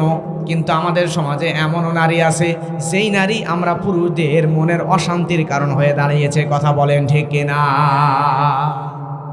কিছু যুবক আছে দেখবেন বিয়ে করার জন্য লাফায়, আছে না? কিন্তু বিয়ে করছে, করার পরে 6 মাস না যাইতেই সে বলে আমার ব্যাচেলর জীবনই ভালো ছিল, বিয়ে করার থেকে বিয়ে করার আগের জীবনই ভালো ছিল। মানে স্ত্রী তার এমন টেনশন দিছে। এমনও যুবক আছে ওই স্ত্রীর টেনশনে, বউয়ের দেওয়া টেনশনে আত্মহত্যা পর্যন্ত করতে যায়। কথা কন ঠিক কিনা? সুসাইড পর্যন্ত করতে যায়। কারণও আছে যে এখানে অনেক সম্মানিত মুরব্বীরা বসে আছে, যে প্রত্যেকটা জিনিসের জন্য অভিজ্ঞতার দরকার আছে না নাই? আমি যে গাড়িটা নিয়ে, প্রাইভেট কার নিয়ে মাহফিলে আসলাম, এই গাড়ি যদি আপনারা চালাইতে দেওয়া হয়, আপনি যদি ড্রাইভিং না জানেন তাহলে কি করবেন? অ্যাক্সিডেন্ট করবেন না? দুর্ঘটনা ঘটবে। অভিজ্ঞতার দরকার আছে। ঠিক তেমন করে বিয়ে করার জন্য একটা অভিজ্ঞতার প্রয়োজন আছে না নাই? এখানে অনেক মুরব্বী বসে আছে, যে মুরব্বীরা আজকে 40-50 বছর ধরে সংসার করে, বউকে উঠতে বললে উঠে, বসতে বললে বসে। অথচ যুবক বিয়ে করছে 3 মাস হয় নাই, বউ তারে উঠতে বললে উঠে, বসতে বললে বসে। কথা বলে ঠিক কিনা? বিয়ে করার জন্য মুরব্বীদের কাছে আগে যাবেন, যায়া সম্মানিত মুরব্বীদেরকে বলবেন যে বিয়ে করতে চাই, কোন কোয়ালিটি অবলম্বন করলে, কি করলে বউ আমাদের আনুগত্য করবে। কথা বলেন ঠিক কিনা? কিন্তু যুবকরা তা করে না। তা তো করেই না। আজকালকার যুবকরা আবার পাড়া প্রতিবেশী মুরব্বী তো দূরে থাক, নিজের বাপ মারাই বলে না, একাই মেয়ে পছন্দ হচ্ছে, দূরে পালায় নিয়ে বিয়ে করে ফেলে। আসে না না? আসে না নাই? এই তো চলছে অবস্থা। কিন্তু যুবকদেরকে বলবো প্রত্যেকটা জিনিসের জন্য অভিজ্ঞতার প্রয়োজন।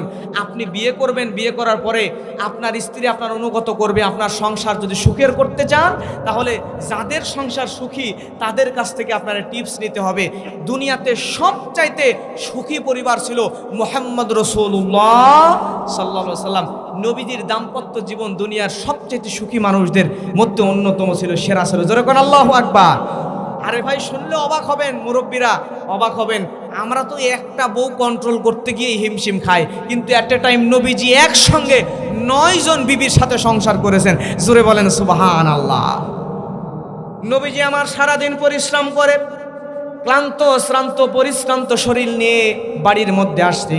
আসার পরে 9 জন বিবি আগের থেকে যুক্তি বুদ্ধি করে রাখছে, নবীজি আজকে বাসায় আসলে নবীদেরকে আমরা নবীকে আমরা ধরবো। সব বিবিরা নবীকে ঘিরে ধরছে। ধরার পরে নবীজিকে সব বিবিরা একসঙ্গে বলে, ইয়া রাসূলুল্লাহ, আজকে আমাদের মধ্য থেকে আপনাকে বলাই লাগবে, আমরা এই 9 জন বিবির মধ্য থেকে আপনি নবী কাকে সবচাইতে বেশি ভালোবাসেন, এটা আজকে আপনারে বলাই লাগবে। এখন নবীজি যদি খাস করে যে কোনো একজনের বলে আমি আয়েশাকে অথবা সাউদাকে অথবা সালমাকে, যে কোনো একজনের কথা নবীজি যদি বলে, তাহলে নবীজির ওপরেও তো মিনি কিয়ামত শুরু করবে স্ত্রীরা। কথা কন ঠিক কিনা?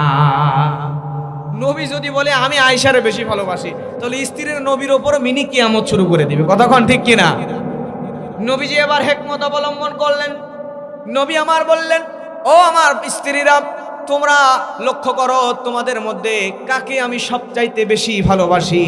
এটা যদি জানতে চাও, তাহলে আজকে রাতের বেলা আমি তাকে গিয়েই বলবো। জোরে কোন সুবহানাল্লাহ। গভীর রাত হয়ে গেল। নবীজি আমার হাতের মধ্যে কিছু খেজুর নিলেন। নেওয়ার পরে হযরত আয়েশার ঘরের মধ্যে গেলেন। যাওয়ার পরে আয়েশার এই খেজুরগুলো হাতের মধ্যে দিলেন। দেওয়ার পরে বলেন, আয়েশা, আমি তোমার এই খেজুরগুলো দিলাম, আর আমি তোমারে অনেক বেশি ভালোবাসি। সবচেয়ে বেশি নয়, অনেক বেশি ভালোবাসি। আয়েশার এই খেজুরগুলো রাখো, আমি তোমারে অনেক ভালোবাসি। তোমার কাছে যে আমি এসেছিলাম, তোমারে যে কথাগুলো বলেছি, খেজুর দিয়েছি, এই কথা যেন অন্য বিবিরা না জানতে পারে। নবীজি আয়েশার ঘর থেকে বের হয়ে আরেকজন বিবির ঘরে গেলেন, তারও কয়েকটা খেজুর দিলেন। এভাবে একে একে 9 জন বিবির ঘরে গিয়ে সবাইকে এই হাতের মধ্যে খেজুর দিলেন। আর বললেন, বিবিরে, তোমারে অনেক বেশি ভালোবাসি, অনেক বেশি ভালোবাসি, অনেক ভালোবাসি। তোমার কাছে যে আমি আসছি, অন্য বিবিরা যেন এই খবরটা না জানতে পারে। সব বিবিদের কাছে একই কথা নবীজি বললেন। সব বিবিরা মনে করলো নবীজি হয়তোবা শুধুমাত্র আমার কাছে এসেছি, নবীজি মনে হয় আর কোনো বিবির কাছে যায় নাই। এই কথা যদি অন্য বিবিরা জানে, নবী তো আমার এই বেশি ভালোবাসে, অন্য বিবিরা তাহলে হিংসা করা শুরু করবে। কথা বলেন ঠিক কিনা? সব বিবি খুশি, নবী হিকমতের সাথে সব কন্ট্রোল করে ফেললো। অথচ আমরা একজন স্ত্রীকে কন্ট্রোল করতে পারি না। কথা বলেন ঠিক কিনা? কারণও আছে। কারণ হচ্ছে সহিহ বুখারীর হাদিস, ইস্তাখসু বিন নিসা, নবী বলছে নারীদের সঙ্গে মিষ্টি করে কথা বলতে হবে। জোরে কোন আল্লাহু আকবার।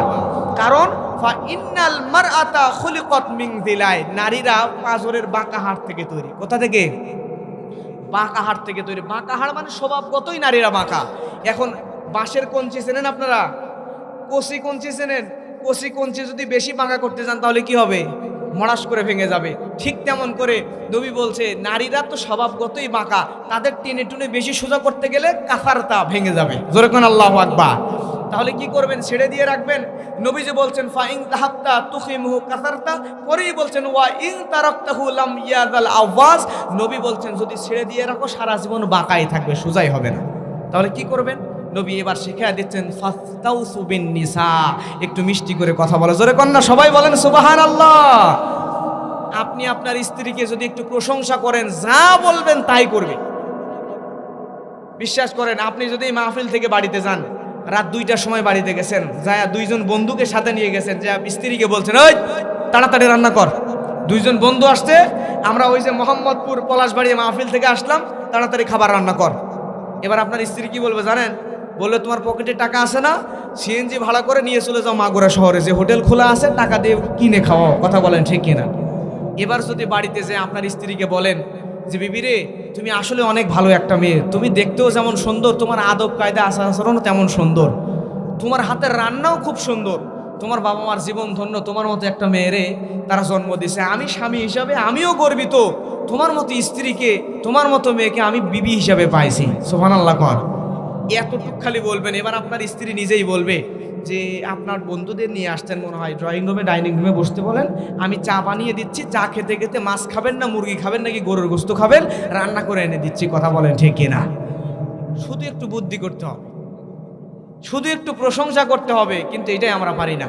একটু স্ত্রীর খাবারের প্রশংসা করবেন, একটু পোশাকের প্রশংসা করবেন, রান্নার প্রশংসা করবেন, তাহলে আপনার স্ত্রীকে যা বলবেন তাই শুনবে। কথা বলেন ঠিক কিনা? মেয়েরা প্রশংসা শুনতে ভালোবাসে, তাই বলে আবার আজকেই যে খাবারের প্রশংসা করেন না, তাইলে কিন্তু হিতে বিপরীত হয়ে যাবে। কারণ এক লোক ওয়াজে আসছে, মাহফিলে এসে মাহফিল শুনছে, শোনার পরে বাড়িতে যায় রাত 1:30টার সময় স্ত্রী খাবার দিয়েছে, দেশি মুরগির গোশতের তরকারি আর গরম ভাত, এটা খাইতেছে। খাইতে খাইতে ওর মনে পড়ছে হুজুর যে মাহফিলে বলছে যে স্ত্রীর প্রশংসা করা লাগবে। এবার খেতে খেতে বলতেছে, বিবি স্ত্রী তোমার হাতের রান্না এত টেস্ট, এরকম টেস্টি খাবার আমি আমার জীবনেও খাইনি। এই যে প্রশংসা করছে, আর স্ত্রী সিহারার দিকে তাকায় দেখে স্ত্রী তো রেগে মেগে আগুন, সিহারা দিয়ে মনে হয় আগুন বের হবে, এমন রাগ। শেষ পর্যন্ত স্ত্রীর রাগের চোটে বলেই ফেলছে, আমি সারা জীবন এত টেস্টি টেস্টি খাবার রান্না করে খাওয়ালাম, জীবনে কোনোদিন বললাম না টেস্ট হয়েছে। আর আজকে পাশের বাড়ির ভাবি এক বাটি দেশি মুরগির গোশতের তরকারি দিয়ে গেছে, এটা খাইয়ে বলতেছে হেভি টেস্ট। এজন্য আজকেই বলা যাবে না, আস্তে আস্তে ইনশাআল্লাহ একটু একটু প্রশংসা করবেন, যা বলবেন তাই হবে। তবে আবার মুরব্বী কিছু আছে হেভি বিট খুঁটে, আপনাদের মোহাম্মদপুর পলাশবাড়িয়ার মুরব্বীরা আলহামদুলিল্লাহ খুবই ভালো। সুবহানাল্লাহ বলেন। আমাদের নওগাঁয় কিছু মুরব্বী আছে, আপনারা লোকাল ট্রেন দেখছেন? লোকাল ট্রেন দেখেন নাই? লোকাল ট্রেন দেখবেন স্টেশনে আসার আধা কিলোমিটার আগে থেকে ফ করে একটা সিগন্যাল দেয় না? সিগন্যাল দিয়ে বোঝায় যাত্রী যারা আসো ব্যাগ সামানা নিয়ে রেডি হও, আমি আসতেছি, আসলেই উঠে যাওয়া লাগবে। ঠিক কিছু মুরব্বী আছে বাজার করে ব্যাগ নিয়ে যখন বাড়িতে আসে আধা কিলোমিটার আগে থেকে সিগন্যাল দেয়, এই বুড়ি রেডি হ, আমি আসতেছি। মানে মুরব্বী আসলে ওনার ব্যাগ ধরে নেওয়া লাগবে, আরো বিশাল কারবার। কথা বলেন ঠিক কিনা? তো এভাবে কথা বললে তো নারীরা কথা শুনবে না, একটু সুন্দর করে আচরণ দিয়ে ভালোভাবে ব্যবহার দিয়ে তার মন জয় করতে হবে। কথা বলেন ঠিক কিনা? আজকে কিন্তু আগের যুগ নাই, মুরব্বীরা তো জানে। যুবকদেরকে বলতেছি, এটা কিন্তু 1971, 72, 75 সাল না, 2026 সাল। এখন যদি ভালো ব্যবহার না করেন, আপনি বউরে ঝাঁটা দিয়ে পিটাইতে যাবেন, আপনার ওয়াইফ আবার আপনার ওই ক্রিকেট খেলার ব্যাট দিয়ে মারতে আসবে। এজন্য হেকমত ছাড়া আমাদের বাঁচার আর উপায় না। আমার প্রিয় মুরব্বীরা লক্ষ্য করেন, এজন্যই বলছিলাম বকা দিয়ে লাভ নাই। ফাস্তাউসু বিন নিসা, মিষ্টি করে কথা বলতে হবে। আর আল্লাহ তো বলেন, আল্লাহ বলছেন ইল্লা আলা আসওয়াজিহিম আও মা মালাকাত আইমানুহুম ফাইন্নাহুম খায়রু মালুমিন ফামান ইবতাগা ওয়ারাআ যালিকা ফাউলাইকা হুমুল আদুন। জোরে বলেন আল্লাহু আকবার। তাহলে মুমিন বান্দাদের 5 নম্বর গুণ, 6 নম্বর গুণ হলো আমানত এবং ওয়াদা রক্ষা করা। আল্লাহ রাব্বুল আলামিন বলেন, ওয়াল্লাযীনা হুম লিআমানাতিহিম ওয়া আহদিহিম রাউন।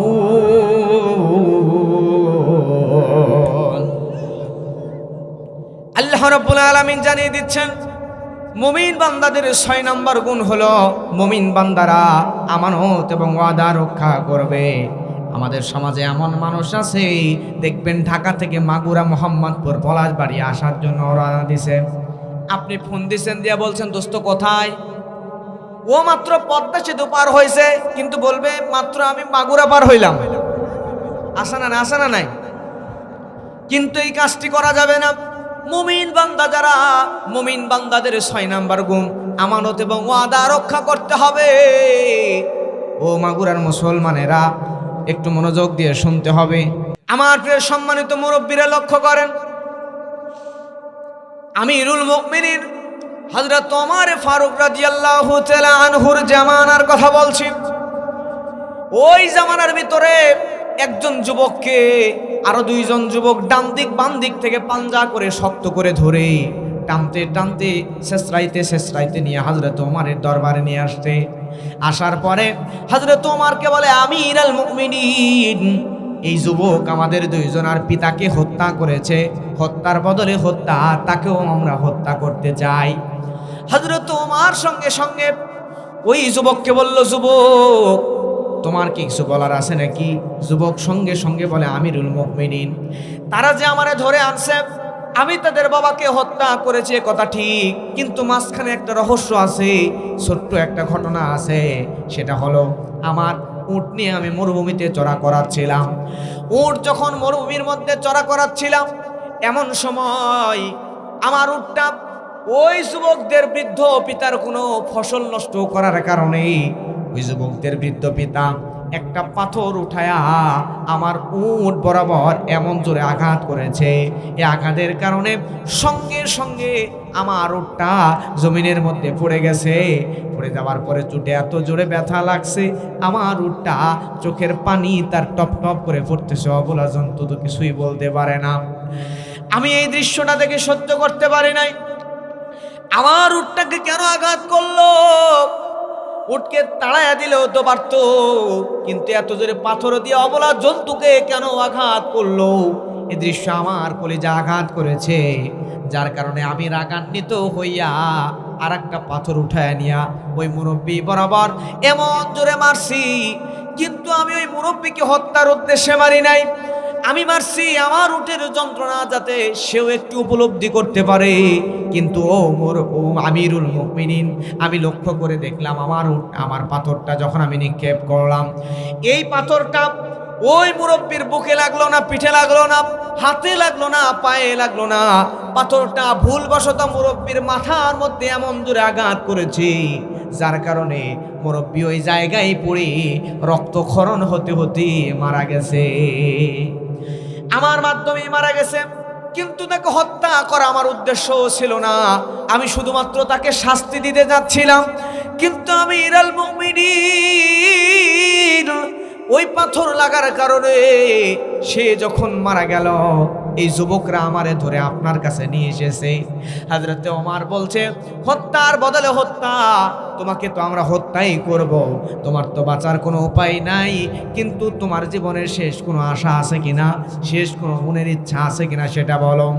সঙ্গে সঙ্গে ওই যুবক বলে, আমিরুল মুমিনিন, আল্লাহ রাব্বুল আলামিন তো কোরআনের মধ্যে বলেন, ওয়াল্লাযীনা হুম লিআমানাতিহিম ওয়া আহদিহিম রাউন। আল্লাহ তাআলা তো ওয়াদা এবং আমানত রক্ষা করার জন্য বলেছেন। আমার ছোট্ট ছোট্ট দুইটা ভাই আছে, আমার বাবা ইন্তেকালের পূর্বে আমার কাছে কিছু সম্পদ আমানত রেখেছি, এবং আমি আমার বাবার কাছে ওয়াদা করেছি আমার দুইজন ভাই যখন সাবালক হবে তাদেরকে এই সম্পদগুলো আমি বুঝাইয়া দিব।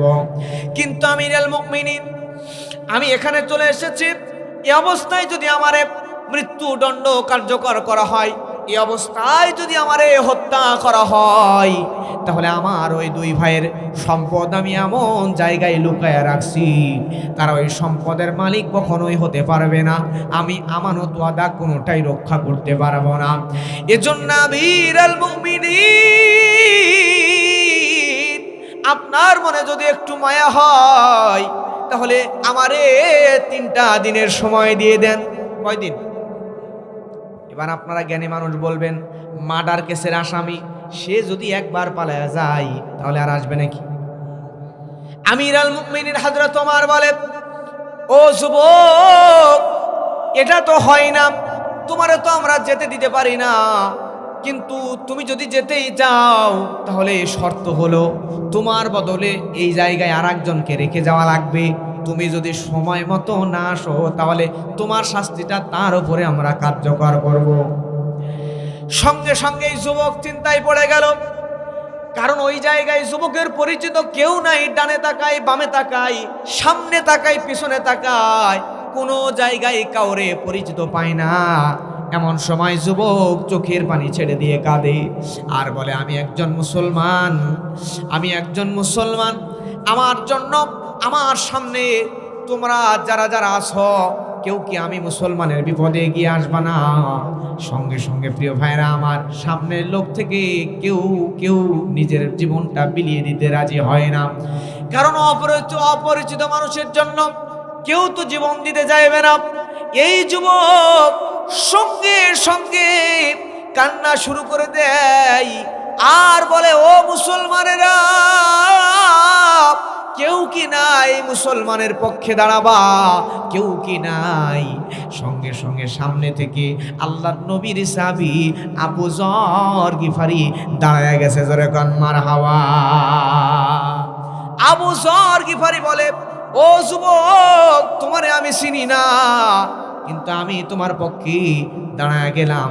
হযরত আমির আল মুমিনিন অবাক হয়ে গেল, ওই দুইজন যুবক অবাক হয়ে গেল। যেই মানুষটাকে কেউ চিনে না তার পক্ষে নবীর সাহাবী আবু যর গিফারি দাঁড়ায় গেল। এমন সময় যুবকটা ওই জায়গা থেকে চলে গেল। সময় চেয়েছিল কয়দিন? আর একটু জোরে বলেন, কয়দিন? 3 দিন সময় চাইছে, কিন্তু 3 দিন সময় যখন হয়ে গেল, 3 দিন পূর্ণ হয়ে গেল, কিন্তু যুবক এখনো ফিরে আসে না। ওই দুইজন যুবক যাদের বাবাকে হত্যা করা হয়েছে, ওই দুইজন যুবক এইবারে আবু যর গিফারির বাড়িতে চলে গেছে। যাওয়ার পরে আবু যর গিফারিকে ডাক দিয়ে বলে, আবু যর, তুমি তো ওয়াদা করেছিলা ওই যুবক হত্যাকারী ফিরে না আসলে তোমারে হত্যা করা হবে, কিন্তু তুমি এক্ষুনি চলো আমাদের সঙ্গে। ওই যুবক তো ফিরে আসে নাই, তাহলে তোমার এই হত্যা করা হবে। সঙ্গে সঙ্গে আমির আল মুমিনিনের সামনে আবু যর গিফারিকে এই দুইজন যুবক নিয়ে গেল। এইদিকে মদিনার হাজার হাজার মানুষ জড়ো হয়ে গিয়েছে। আহারে, নবীর সাহাবী আবু যর, যে আবু যর গিফারি কোনো অপরাধ করে নাই, অপরাধ ছাড়া বিনা দোষে আবু যর গিফারিকে ধরে আনা হয়েছে। আবু যর গিফারিকে তো এবার হত্যা করা হবে, বিনা দোষে বিনা অপরাধে এত ভালো মানুষটাকে হত্যা করা হবে। মদিনার মানুষদের চোখে পানি। আমির আল মুমিনিন হযরত ওমরের চোখেও পানি। কিছুই করার নাই, ওই হত্যাকারী যুবক যদি ফিরে না আসে, আবু যর গিফারিকেই তাহলে হত্যা করা হবে। হাজার হাজার মানুষ তাকায় আছে। মাগরিবের আজান দিলেই দিনটা শেষ হয়ে যাবে, আর আবু যর গিফারিকে হত্যা করা হবে। কিন্তু ভাইরা আমার, মাগরিবের আজান দিয়ে দিবে, এমন সময় সব মানুষকে অবাক করে দিয়া কিছুক্ষণ পরে আবু যর গিফারিকে হত্যা করা হবে। এমন সময় সব মানুষকে অবাক করে দিয়া ওই হত্যাকারী যুবক ফিরে আসছে। জোরে কোন সুবহানাল্লাহ। মালিক তুমি জান্নাতে,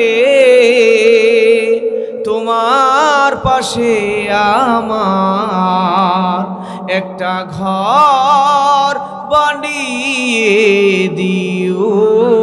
বলেন না, মালিক তুমি জান্নাতে, তোমার পাশে আমার একটা ঘর বানিয়ে দিও, একটা ঘর বানিয়ে দিও।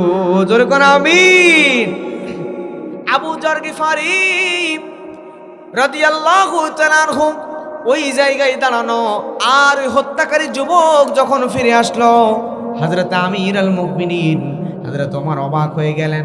ওমর জিজ্ঞাসা করেন, ও হত্যাকারী যুবক, তোমার সঙ্গে তো আমরা পুলিশ পাঠাই নাই, বিজিবি পাঠাই নাই, আর্মি র্যাব কিছুই পাঠাই নাই, তোমার সঙ্গে কোনো গোয়েন্দা সংস্থাকারীর বাহিনীকেও পাঠানো হয় নাই। তুমি যদি ফিরে না আসতা তাহলে তোমার তো আমরা ধরতে পারতাম না, তোমার তো আমরা কিছু করতেও পারতাম না। কিন্তু তুমি জানো, আসলেই তোমারে আমরা মৃত্যুদণ্ড কার্যকর করব।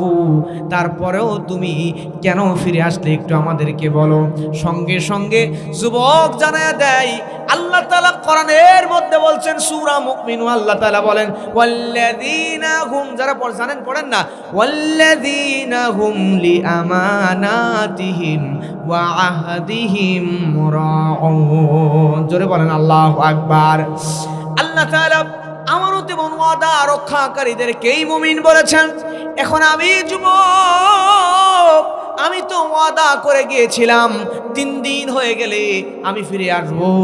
আজকে আমি যদি 3 দিন হওয়ার পরেও এই জায়গায় ফিরে না আসতাম, তাহলে কিয়ামত পর্যন্ত মানুষরা বলতো একজন মুসলমান ওয়াদা রক্ষা করে নাই, এই ওয়াদা রক্ষা করে নাই, এই কথা কিয়ামত পর্যন্ত যেন দুনিয়ার মানুষরা বলতে না পারে।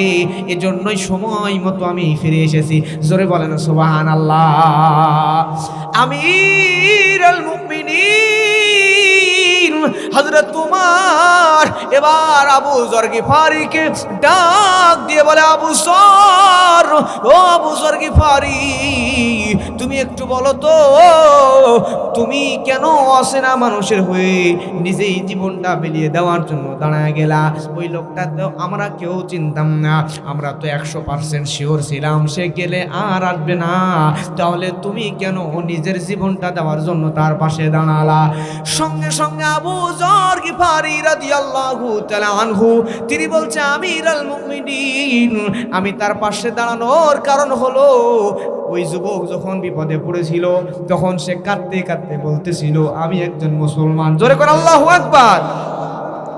আমি একজন মুসলমান। ও মদিনার মুসলমানেরা, তোমরা কি একজন মুসলমান ভাইয়ের পক্ষে দাঁড়াবা না? আমার বিপদে কি কেউ আগে আসবা না? এবার আবু যর গিফারি বলে, আমিরুল মুমিনিন, এই কথা শুনে আমি আমার হৃদয়ের মধ্যে ব্যথা অনুভব করেছি। আমরা সবাই মুসলমান, এই মুসলমানদের মধ্যে একজন মুসলমান ভাই বিপদে আমাদেরকে ডাক দিছে, আহ্বান করছে। আমি আবু যর গিফারি নবীর সাহাবী হয়েও আরেকজন মুসলমানের বিপদে যদি এগিয়ে না আসতাম, কিয়ামত পর্যন্ত মানুষরা বলতো মুসলমানরা আরেকজন মুসলমান ভাইয়ের বিপদের দিনে এগিয়ে আসে না। কথা বলেন ঠিক কিনা? আমি আবু যর জানতাম ওই লোকটা এখান থেকে চলে গেলে আর ফিরে আসবে না, কারণ মৃত্যুর ভয় তো দুনিয়ার সব মানুষের মধ্যে আছে। কথা কোন ঠিক কিনা? আর সে তো পরিচিত না অপরিচিত, গেলে হয়তো আর আসবে না। কিন্তু তারপরও দুনিয়াতে কিয়ামত পর্যন্ত কোনো মানুষ যেন বলতে না পারে একজন মুসলমান হয়ে আর একজন মুসলমান ভাইয়ের বিপদে তার পাশে দাঁড়ায় নাই, একথা দুনিয়ার মানুষরা কিয়ামত পর্যন্ত যেন বলতে না পারে। এজন্য আমি আবু যর গিফারি নিজের জীবন দেওয়ার জন্য দাঁড়ায় গেছি। আমার ভাইয়েরা দেখেন কি হৃদয় বিদারক ঘটনা। আবু যর গিফারির এই ঘটনা দেখে আর ওই হত্যাকারী যুবকের এই ঘটনা দেখার পরে সামনে ওই দুইজন যুবক যারা তার বাবার হত্যাকারীকে ধরে এনেছিল, মনে আছে না ভুলে গেছেন? ওই দুইজন যুবক সব দৃশ্যগুলো ভালো করে দেখলাম। সব দৃশ্যগুলো দেখার পরে ওই দুইজন যুবক এবার দাঁড়ায় বলে, আমিরুল মুমিনিন, ও আমিরুল মুমিনিন হযরত ওমর ফারুক রাদিয়াল্লাহু তাআলা আনহু, আপনার কাছে আমাদের অনুরোধ, এইবারে আমিরুল মুমিনিন হযরত ওমর ফারুক রাদিয়াল্লাহু তাআলা আনহুকে ওই দুইজন যুবক যাদের বাবাকে হত্যা করা হয়েছে, ওই দুইজন যুবক এবার সঙ্গে সঙ্গে ডাক দিয়ে বলে, আমিরুল মুমিনিন, আমি আজকে এই দৃশ্য দেখে, এই জায়গা দেখে আমরা দুইজন ভাই সিদ্ধান্ত নিয়ে নিলাম, একজন মুসলমান আর একজন মুসলমানের বিপদে দাঁড়ায় গেল, একজন মুসলমান আর একজন মুসলমানের ওয়াদা রক্ষা করার জন্য নিজের জীবন দেওয়ার জন্য চলে আসলো। এই দৃশ্য দেখে আমরা দুই ভাই সিদ্ধান্ত নিয়ে নিলাম, কিয়ামত পর্যন্ত একটা ক্ষমার উজ্জ্বল দৃষ্টান্ত স্থাপন করতে চাই। কিয়ামত পর্যন্ত কোনো মানুষ যেন বলতে না পারে একজন মুসলমান আর একজন মুসলমানকে ক্ষমা করে দেয় নাই। এজন্য আমরা দুইজন যুবকের বাবাকে যেই যুবক হত্যা করেছে ওই যুবককে আমরা দুই ভাই ক্ষমা করে দিলাম, যাতে কিয়ামত পর্যন্ত মানুষরা বলে মুসলমান আর একজন মুসলমান এমনকি নিজের পিতার হত্যাকারীকেও ক্ষমা করে দিয়েছে। জোরে বলেন সুবহানাল্লাহ। আমার ভাইয়েরা লক্ষ্য করেন, এবারে আসেন মুমিন বান্দার 7 নাম্বার গুণ। জোরে বলেন কয় নাম্বার গুণ? 7 নাম্বার গুণ। মুমিন বান্দার 7 নাম্বার গুণ আল্লাহ তাআলা বলেন, ওয়াল্লাযীনা হুম আলা সালাওয়াতিহিম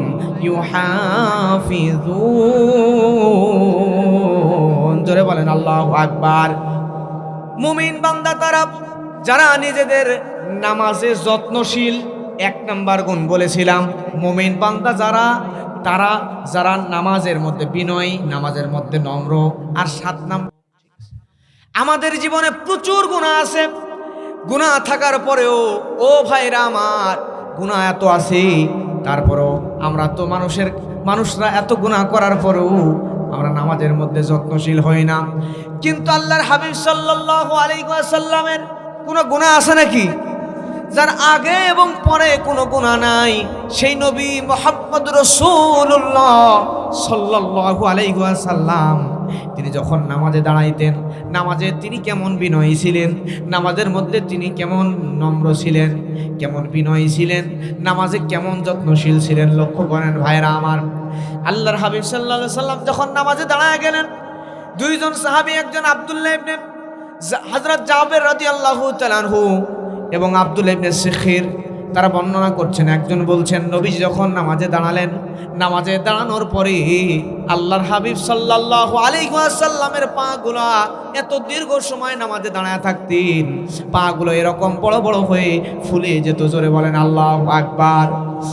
এরপরে তরকারি, পাতিলের মধ্যে তরকারি জাল দিলে যেমন ফড় ফড় ফড় ফড় আওয়াজ হয়, আল্লাহর হাবিব যখন নামাজে দাঁড়াতেন, এই নামাজে দাঁড়ানোর কারণে আল্লাহর হাবিব সাল্লাল্লাহু আলাইহি ওয়াসাল্লামের ওই নামাজের ভিতরে তরকারির হাড়ির নেয় ফড় ফড় ফড় ফড় করে আওয়াজ হতো।